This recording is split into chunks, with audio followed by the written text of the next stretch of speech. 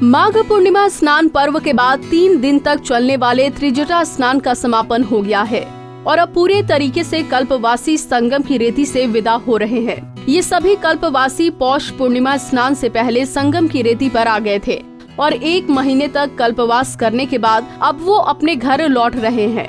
हालांकि माघी पूर्णिमा स्नान पर्व पर ही कई कल्पवासी लौट गए थे, लेकिन अधिकतर कल्पवासी त्रिजटा का स्नान करने के बाद अब लौट रहे हैं। त्रिजटा का स्नान माघी पूर्णिमा के बाद लगातार 3 दिन तक होता है और इन 3 दिनों में कल्पवासी गंगा स्नान करते हैं, सूर्य को अर्घ्य देते हैं, दान देते हैं और उसके बाद अपने घर लौटते हैं।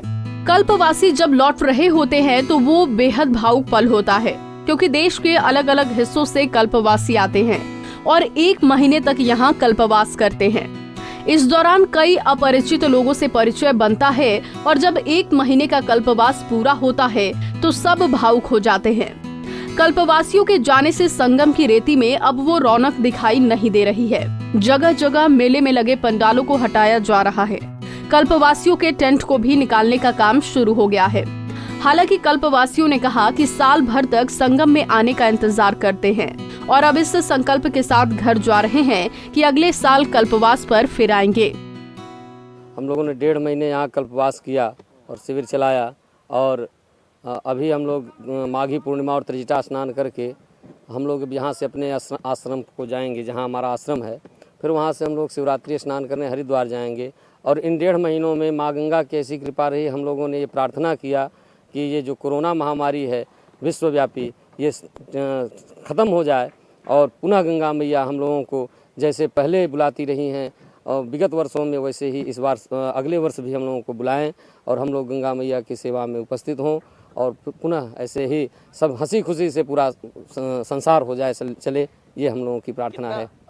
माघी पूर्णिमा और त्रिजटा स्नान के बाद श्रद्धालु या कहें कि कल्पवासी अब अपने ज़िलों के लिए रवाना हो रहे हैं। हम मौजूद हैं संगम तट पर, जहां पर देश दुनिया का सबसे बड़ा धार्मिक मेला माघ मेला लगा हुआ था, लेकिन अब उसी माघ मेले की रौनक जो है वो बिल्कुल कम दिखाई दे रही है। आप देख सकते हैं हमारे ठीक पीछे यहाँ पर काफ़ी सामान है वो इकट्ठा हुआ है और त्रिजटा स्नान के बाद जितने भी यहाँ पर कल्पवासी कल्पवास करते हैं, स्नान करने के बाद वो लोग अपने ज़िले के लिए अब रवाना हो रहे हैं। और अगर हम सामने की तस्वीरें आपको दिखाएं तो आप देख सकते हैं कि कितना खाली खाली सा मेला लग रहा है। हालांकि जितने आपको शिविर दिख रहे हैं ये भी कुछ घंटों के बाद सुनसान हो जाएगा ये पूरा इलाका, या फिर कहें कि रेत में तब्दील हो जाएगा। आप देख सकते हैं कि सामान जो है एक ट्रक में रखा जा रहा है और यहाँ के श्रद्धालुओं का या फिर कहें कि साधु संतों का ये कहना है कि इस बार उन्होंने माँ गंगा से ये मांगा है, प्रार्थना की है कि देश और विदेश में जो वैश्विक महामारी चल रही है कोरोना की, वो जल्द से जल्द दूर हो और उन्होंने संकल्प लिया है कि वो अगले साल